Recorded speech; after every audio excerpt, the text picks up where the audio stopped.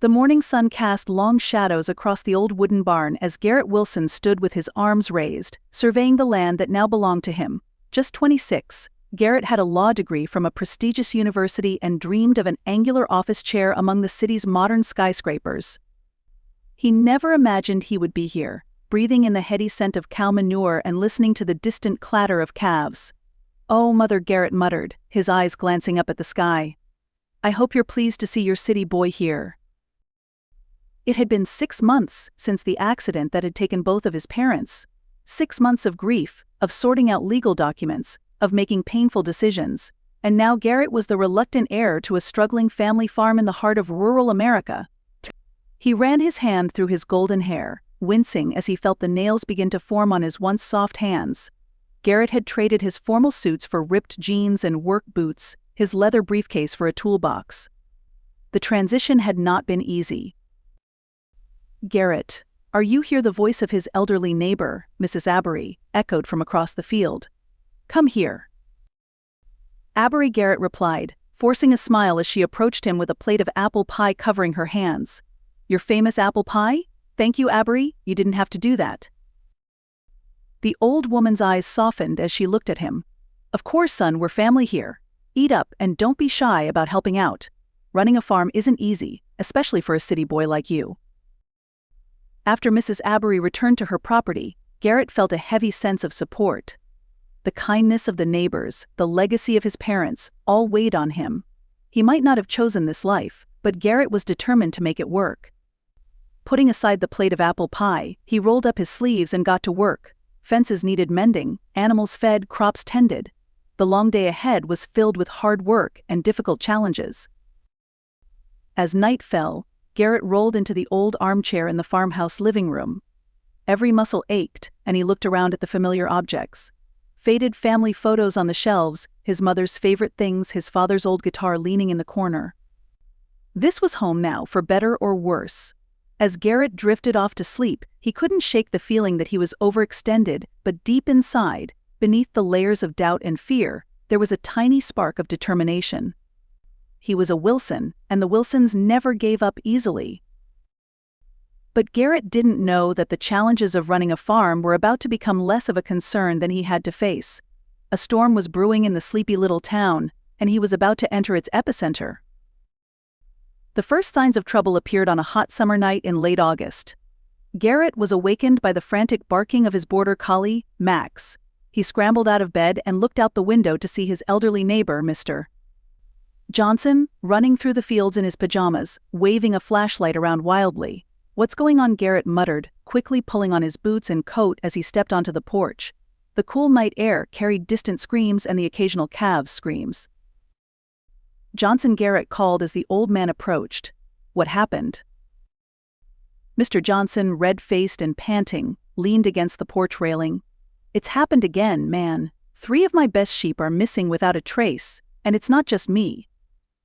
The Petersons lost a few lambs, and the Marts lost a whole herd of goats." Garrett's mind began to work rapidly. It wasn't the first time he'd heard rumors of missing animals, but never on this scale. "Have you called the police?" he asked. Mr. Johnson sneered. "It's helpful. They'll tell us to keep a closer eye on the animals. No, we need to handle it ourselves. There's a town meeting in the community center in an hour. You coming?"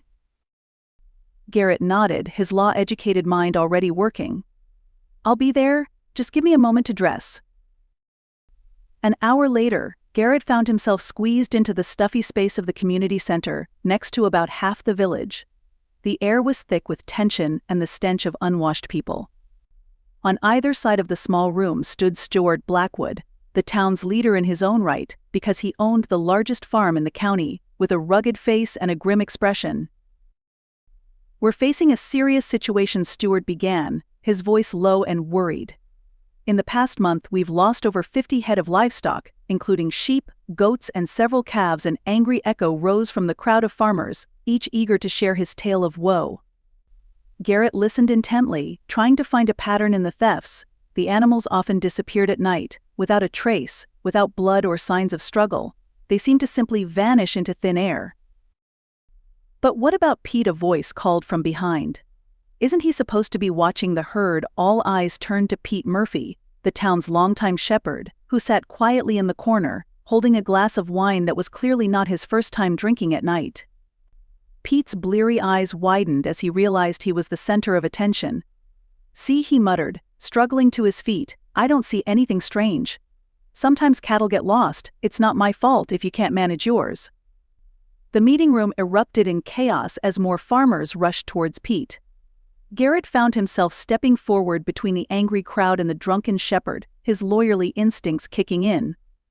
"Wait, guys," he shouted, raising his hands. "We're not getting any help if we keep going like this. We need a plan, not a witch hunt." Stewart nodded in agreement with Garrett. "You're right. I've contacted Frank Harding. He's agreed to patrol the night to try and catch the thief in the act." A murmur of agreement rippled through the crowd. Frank was a hunter known for his tracking skills and keen eyes. If anyone could solve this mystery, it was him. As the meeting broke up, Garrett couldn't shake the feeling of unease.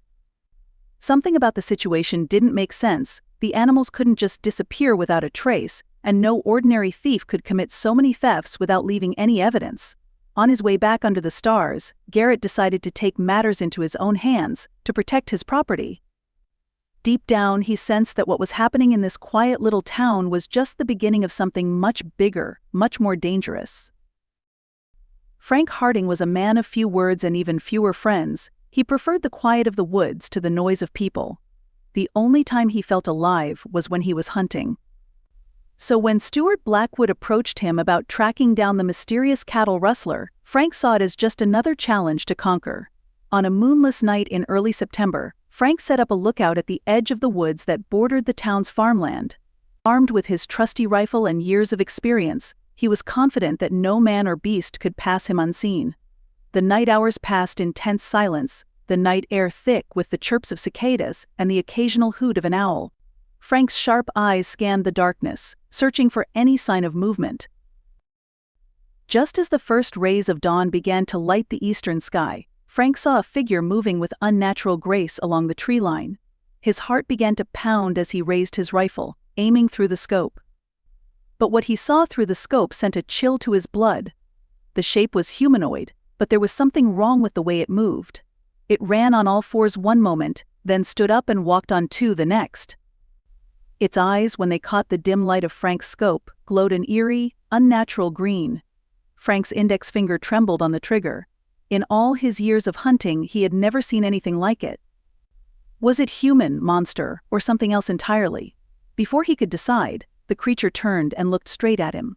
A deep throaty sound, not quite a roar, not quite a groan, echoed through the trees, and in a flash it was gone, melting into the darkness as if it had never existed.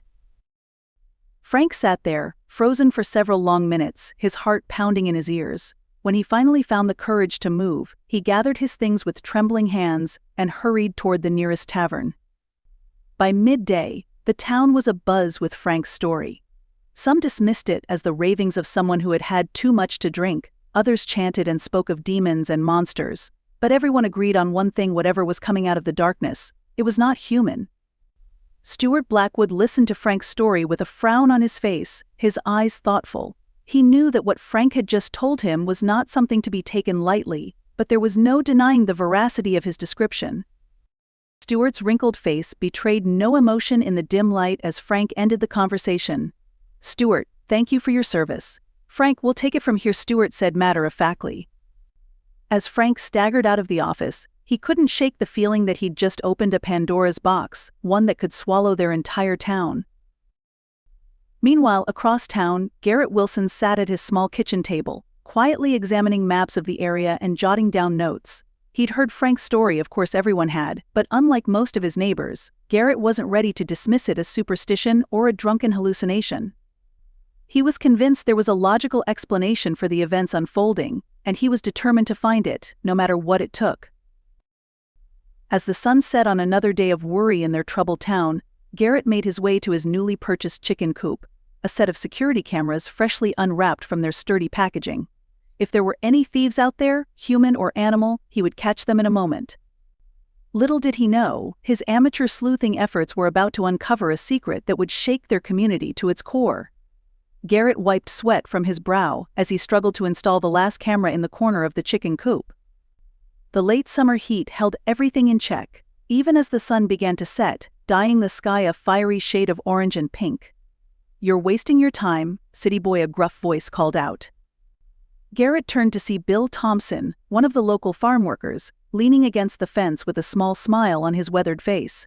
"If old Frank can't catch whoever's out there, why do you think your fancy gadgets can?" Garrett bit back a sharp retort he'd heard many times since he'd announced his plans to install the surveillance system. The townspeople seemed to regard his efforts as a combination of naive optimism and urban arrogance. Instead of arguing, he gave a fake smile. "Maybe not, Bill, but it can't hurt to try, right?" Bill raised an eyebrow, pushing himself away from the fence. "Suit yourself. Just don't come back crying when your camera gets stolen. Even if someone's out there, it's not natural, and no machine can catch it."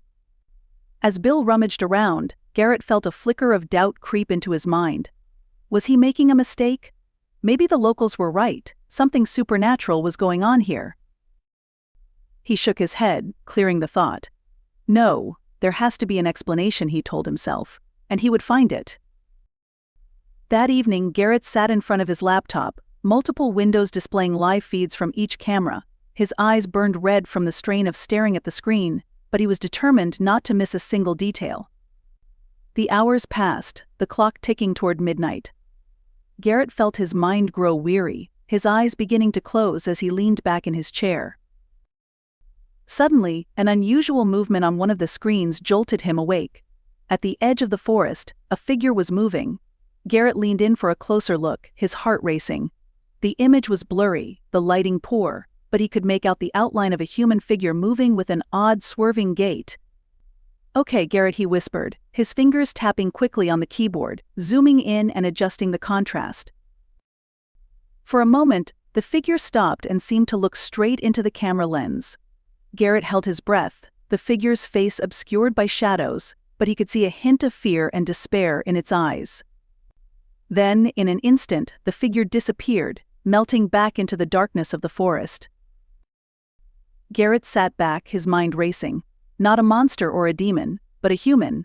But who and why would he be wandering around in the middle of the night? He played back the footage, analyzing each frame. There was something familiar about the way the figure moved, something that niggled at the back of his mind, but no matter how hard he tried, he couldn't place who it was. As darkness fell, Garrett was determined not to let the mysterious figure escape.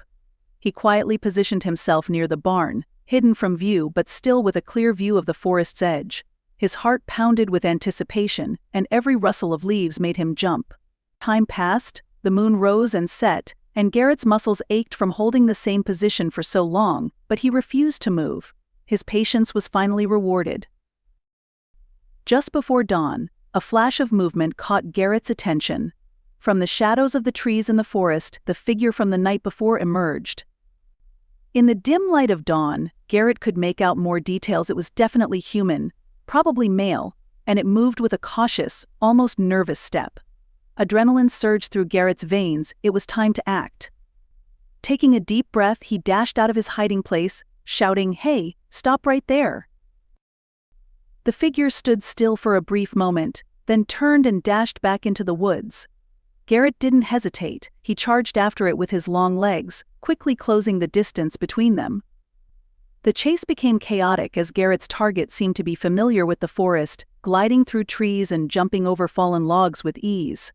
But Garrett didn't give up. He pushed himself harder, despite the branches hitting his face and roots threatening to trip him. "Stop!" Garrett shouted again, his voice echoing through the foliage. "I just want to talk." The figure didn't slow down, however. In fact, it accelerated, its desperation pushing it forward. Just when Garrett thought he might lose sight of his target, fate intervened horribly. A sickening snap echoed through the woods, followed by a cry of pain. The figure fell to the ground, caught in the hunter's trap. Garrett approached carefully, realizing with horror that it was not a professional thief or a desperate local, but a boy, no older than 17 or 18. His clothes were torn, his face dirty and gaunt, but what struck Garrett most were his eyes, filled with fear and pain, yet still containing a chilling intelligence. "Hey, it's okay," Garrett said softly as he approached slowly with his hand raised. "I don't mean to hurt you. Let me help you out of that trap." The boy's only response was a groan of pain as Garrett knelt down to inspect the trap. He realized immediately that the boy had no words. Was he mute? Pushing that thought aside, Garrett focused on freeing the boy's leg from the trap's fierce metal jaws. It was brutal work, and by the time he was done, they were both sweating and shaking. Garrett sat back on his heels and said, "We need some attention right now. Can you let me take you home? I have a first aid kit there."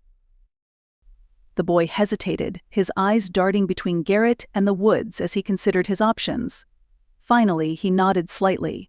The walk back to the farmhouse was slow and awkward. The boy couldn't bear weight on his injured leg, so Garrett had to assist. By the time they reached the farmhouse, the sun was high in the sky, bathing the fields in a golden glow. Inside, Garrett sat the boy down at the kitchen table and busied himself with the first aid kit, cleaning and bandaging his wounds. He tried to communicate with him by asking, "What's your name? Where are you from? Are you hungry? I can make you something to eat," but the boy remained silent. Garrett ran a frustrated hand through his hair. "I'm trying to help you, but I need to know what's going on. Are you the one who stole the cattle?" The boy's head snapped up, his eyes filled with panic. He made a series of frantic gestures, pointing to his throat and shaking his head. Okay, Garrett said, holding up his hands. "I understand you can't talk. Let me get you something to write on." He rummaged through a drawer and found a notebook and a pen. The boy took them with trembling hands and began to write. The pen clicked, but clearly, "My name is Toby. I'm sorry for scaring you. I didn't steal anything. I swear I was just looking for my dad."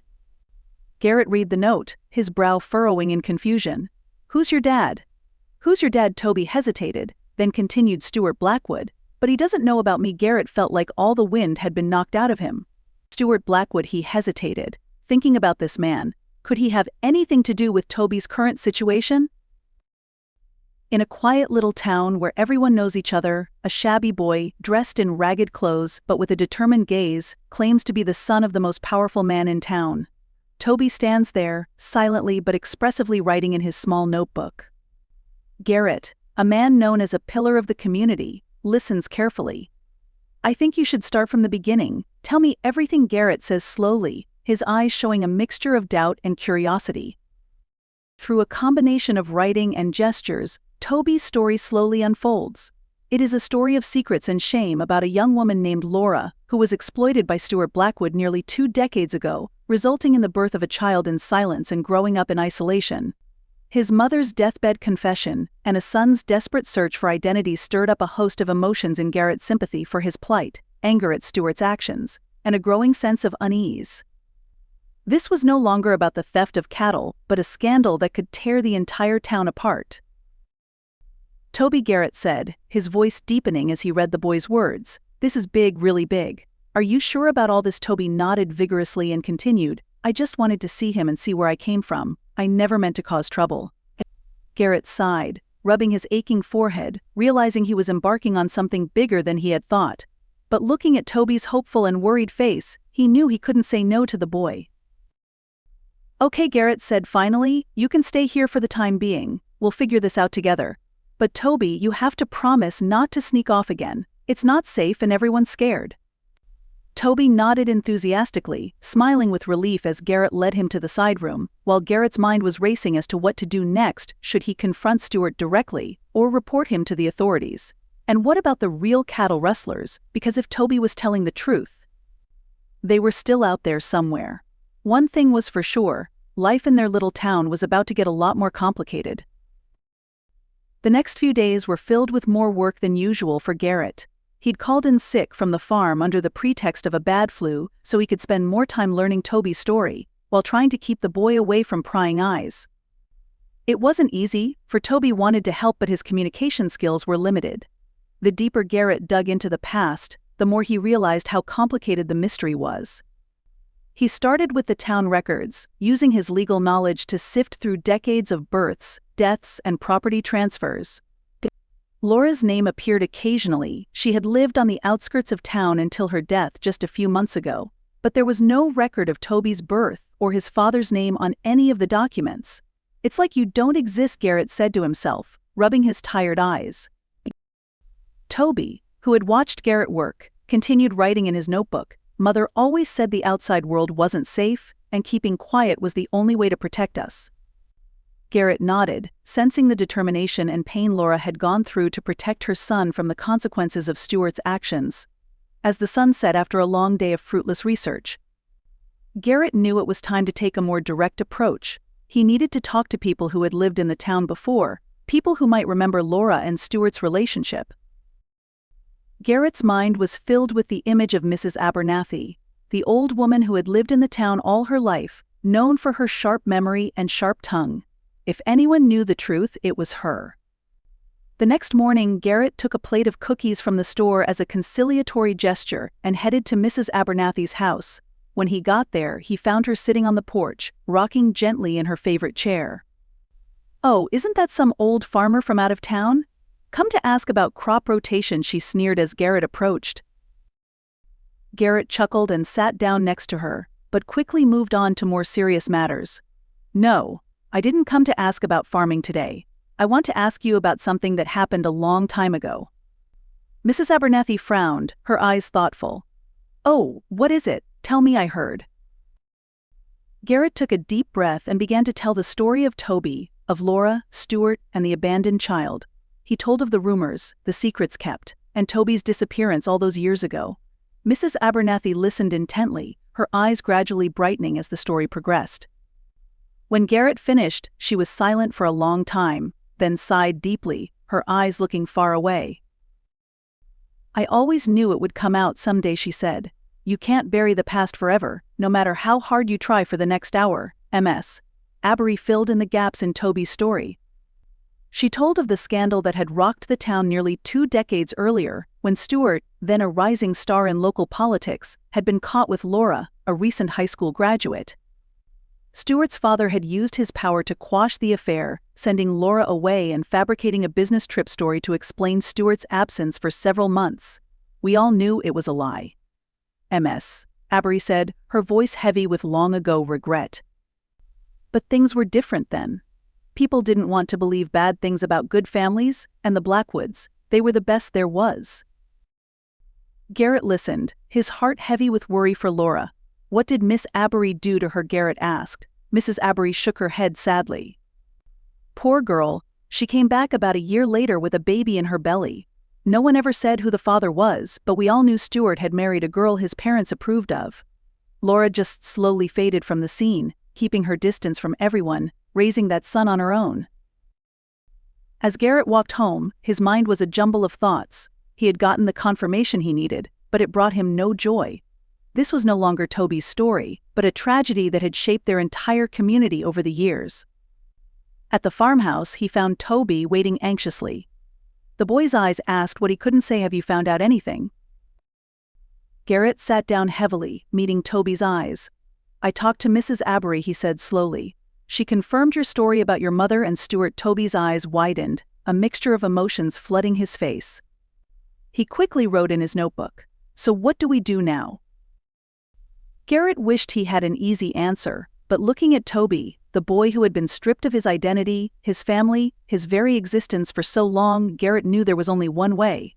"We have to tell the truth, everything, no matter the cost." Garrett's voice was firm and determined. As night fell on the town, Garrett and Toby began to plan their next move. None of them could have imagined the storm that was about to hit, a storm that would uncover long-buried secrets, shatter reputations, and change the face of the community forever. The town hall was packed, the low voices of anticipation filling the air. Garrett Wilson stood at the podium, his face fierce and unwavering. Beside him was Toby, who shifted nervously, his eyes darting around the room filled with friends and neighbors. Garrett began, his voice steady, despite his racing heart. "I have called this meeting to address 2 issues that have been haunting our community. First, the mystery of our missing herd, and second, a long-buried secret has finally been revealed." A hush fell over the room. In the front row, Stuart Blackwood leaned forward, his forehead furrowed in confusion. Garrett took a deep breath. "For the past week, I've been hiding someone on my farm. This is Toby." He pointed to the boy beside him. You're the son of Laura Hanson and Stuart Blackwood." The room erupted into chaos, screams of disbelief and anger ringing out from every corner. Stuart stood up quickly, his face red with rage. "This is nonsense," he roared. "I demand that you withdraw this slanderous accusation at once." But Garrett stood firm. "It's not slander, Mr. Blackwood, it's the truth. And I have proof." Over the next hour, Garrett presented the evidence he'd gathered: Mrs. Aberry's testimony, old photographs, and a letter from Laura detailing the circumstances of Toby's birth. The truth sank in, the mood in the room shifting from shock to anger, not just at Stuart's actions 20 years ago, but at the web of lies that had kept the secret going for so many years.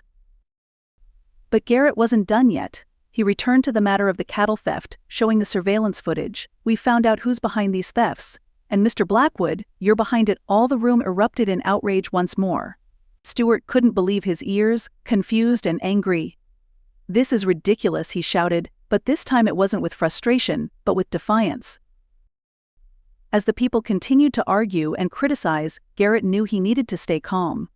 He looked around the room, seeing familiar faces now filled with new expressions, from frustration, to anger, to compassion. He recalled the difficult days when he and Toby fought to find the truth, to protect the boy from a dark past. Garrett knew that the truth would not only free Toby, but also help the community heal its long-standing wounds. Garrett continued, "We cannot continue to live in secrets and lies. This affects all of us, from the elders who witnessed it all to the younger generations who are building the future of this town." He saw the eyes of those in the room begin to understand the importance of the truth. "We need to stand up, face the past, and work together to build a more transparent and just community." Toby, standing next to Garrett, felt a new freedom spread through his mind. He knew that coming out with the truth would not only free him, but also help other members of the community forgive and move forward. He looked into Garrett's eyes, seeing the faith and hope that the adults brought. "Garrett has arrested not only Toby but also 2 other familiar faces who have been sneaking into various properties in the dead of night. I regret to inform you," Garrett says, his voice heavy with remorse. "The men behind these thefts are none other than Chad and Brian Blackwood, true sons of Stuart." Anger ripples through the meeting room as Stuart, who has sat in shock since Toby's appearance, now looks as if he is about to collapse. Chad and Brian, unexpectedly accused, try to deny and defend themselves, but faced with Garrett's evidence and the general outrage of the town, they finally break down and confess that they stole and sold the animals to fund their partying lifestyle, relying on their father's influence to avoid suspicion. As the meeting breaks down into heated arguments and tearful recriminations, Garrett moves to Toby's side. The boy stood alone, watching the chaos unfold with a mixture of shock and fear. "Are you okay?" Garrett asked softly. Toby nodded, then wrote quickly in his ever-present notebook, "What happens now?" Garrett squeezed his shoulder gently. "We're going to make sure justice is served, and you're with me if that's what you want." Toby's eyes lit up. He nodded vigorously, relief flooding his face as the town grappled with these revelations. Decisions were made quickly. Chad and Brian were arrested. Ed faced charges of theft and animal cruelty. Stuart, his reputation in tatters, agreed to resign from his position of power in the town. And Toby, the boy who had lived his entire life in the shadows, was suddenly thrust into the light, accepted, protected, and finally given a real home. A year had passed since the fateful town council meeting that had turned their community upside down. The initial shock and outrage gave way to healing and reconciliation, though the wounds remained deep. Chad and Brian Blackwood were sentenced to 5 years in prison and ordered to make restitution to the farmers they had stolen from. Stuart, stripped of his power and influence, withdrew from public life, spending his days in quiet reflection on the choices that had led him to this point. As for Garrett and Toby, they settled into a comfortable routine at Wilson Farm. Garrett became their legal guardian, and their bond grew stronger with each passing day. On a warm September morning, Garrett stood in his field, watching the golden wheat fields glisten in the breeze. A sense of pride and satisfaction washed over him. "This is where I really belong," he realized, not in some urban law office but here, with his hands in the dirt and his heart in the community. As he admired his work, a female voice called out to him. Garrett, he turned to see Hannah Reeves approaching, a smile on her face shining in the sunlight. Hannah was the county's new agricultural advisor, brought in to help modernize their farming methods. She and Garrett had worked closely over the past few months, and their professional relationship had slowly blossomed into something deeper. "Just think of how far we've come," Garrett replied, reaching out to take her hand. Hannah nodded, her gaze fixed on the distant horizon. "Isn't it amazing? A year ago, this place was going downhill, and now it looks like paradise." Together they looked out at the rice fields, where golden grains of rice stretched to the horizon. As they discussed future projects, a sense of hope and optimism permeated the air around them. Meanwhile, Toby had found a new joy in his life. He often accompanied Garrett on farm work, learning how to care for the land and raise the animals. Early in the morning, when the fog was still on the fields, they would check each area together, making sure everything was running smoothly. Toby no longer felt like a forgotten child, he felt like an important part of Garrett's family and the community. On the path that stretched through the lush green fields, Garrett walked with his arms full of fresh vegetables picked from the garden he had started growing as part of a homeschooling project. The little Toby, who had grown up under Garrett's watchful care, now radiated a quiet confidence that had slowly replaced his initial shyness. As Toby approached, he waved excitedly. Although he was still unable to speak, he had developed a rich vocabulary of gestures and expressions, making communication easier for those who knew him well. "Looks like someone's been busy," Hannah said warmly, as she watched Toby proudly show off his harvest. Toby nodded and took out his notebook to jot down notes. "I'm preparing ratatouille for dinner, will you stay?" Garrett smiled in agreement. "We'd love to join," Hannah replied as they walked back to the farmhouse. As they walked, Garrett felt a sense of contentment spread through him. The makeshift family they had created, him, Toby, and now Hannah, had begun unexpectedly, but had become precious. As the three of them prepared dinner together, conversation flowed smoothly. Toby shared his excitement for the upcoming science project, while Hannah recounted stories of the agricultural innovations she was working on. As they sat down to eat, Garrett looked around the table and let out a small sneeze. "I'd like to raise a glass to you," he said, raising his glass. "To new beginnings, second chances, and the family we've chosen." Hannah responded with a cheerful laugh, while Toby nodded silently but meaningfully. After the meal, when Toby helped clear the dishes, he insisted that it was his turn.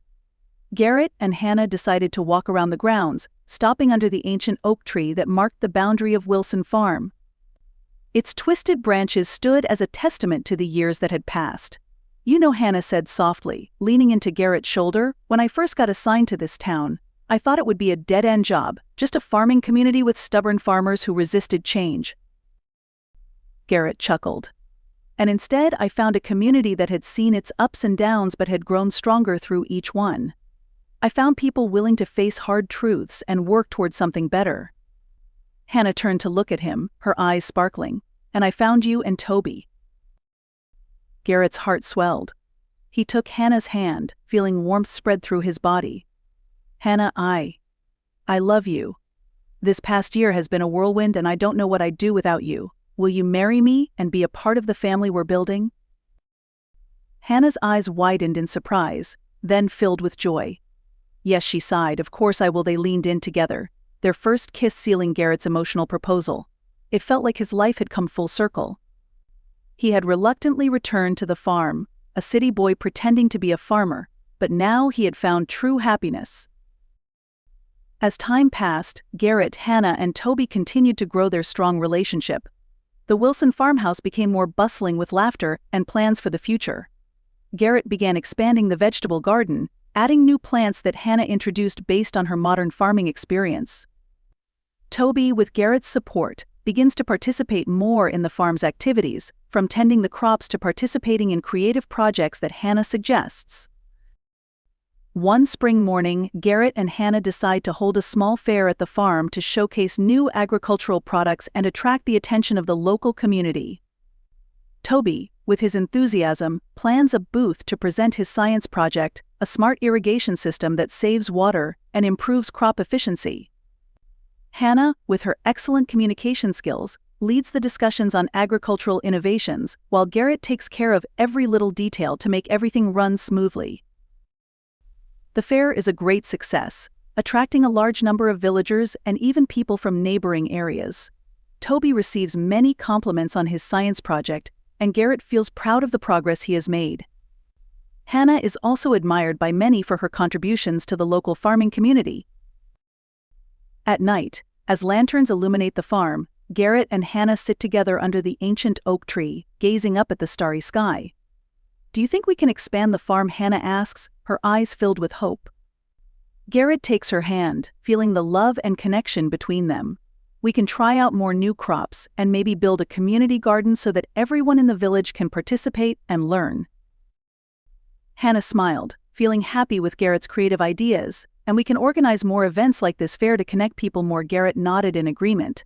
"Yes, and maybe we can also open a small course on sustainable agriculture for the young people in the village." Toby, standing nearby, heard the conversation and felt excited. He thought to himself that he had truly found a home on this farm, a place where he could develop his talents and be loved. Garrett saw the enthusiasm in Toby's eyes and felt his heart warmer than ever. He knew that his little family would continue to grow and become more connected in the years to come. In the following days, Wilson Farm became a symbol of innovation and cooperation in the community. The agricultural projects of Garrett and Hannah were widely recognized, and Toby became an inspiration to the other children in the village. The whole family felt happy and full of energy to continue building and developing. One afternoon, as the sun went down, Garrett and Hannah sat by the small stream that ran through the farm, watching the golden light of the sunset reflect on the water. Garrett took Hannah's hand again, a feeling of peace and happiness spreading through his soul. "You know, Garrett," Hannah said softly, "I can't imagine what my life would be like without you and Toby." Garrett smiled, feeling the deep love they had for each other and for each other. "Me too, Hannah. We've overcome many challenges and achieved many wonderful things together. I believe our future will be even better." Garrett couldn't imagine being anywhere else but in the home he and Hannah were building together. That afternoon, they decided to share the good news with Toby, their recently adopted son. Toby's face lit up at the news, and he ran to hug both Garrett and Hannah in a tight, emotional hug. As the evening wore on, Garrett found himself sitting on the porch, watching the fireflies dance in the fading sunset, Toby sitting next to him. "You know," Garrett said softly, "your mother would be so proud of you." "Toby, and I know I'm proud of you too," Hannah replied with a warm smile. Toby nodded, his eyes flashing with unshed tears. He quickly wrote in his small notebook, "I'm happy here with you and Hannah. This is home." Garrett felt a lump forming in his throat. "That's right, kid. This is home, and we're family now and forever." When Hannah joined them on the porch, the three of them sat down together to watch the stars begin to twinkle in the night sky. Their conversation was a comfortable mix of old memories and plans for the future. Garrett looked at Toby, the boy who had come into his life so unexpectedly and changed everything. He thought about Hannah and the life they would build together. He also thought about their small town, slowly recovering from the wounds of the past and moving toward a brighter future. The journey had not been easy. But sitting here now, surrounded by love and the promise of a brighter future, Garrett knew it was all worth it. That evening, the air around them was peaceful. The wind blew gently through the trees around them, carrying the scent of flowers and the chirping of fireflies. Hannah prepared some snacks and placed them on the small table on the porch. They enjoyed a simple but warm dinner together, sharing happy stories and dreams for the future. Toby talked about the new hobbies he had discovered since living with them, from learning how to grow plants in the garden to helping Hannah with the cooking.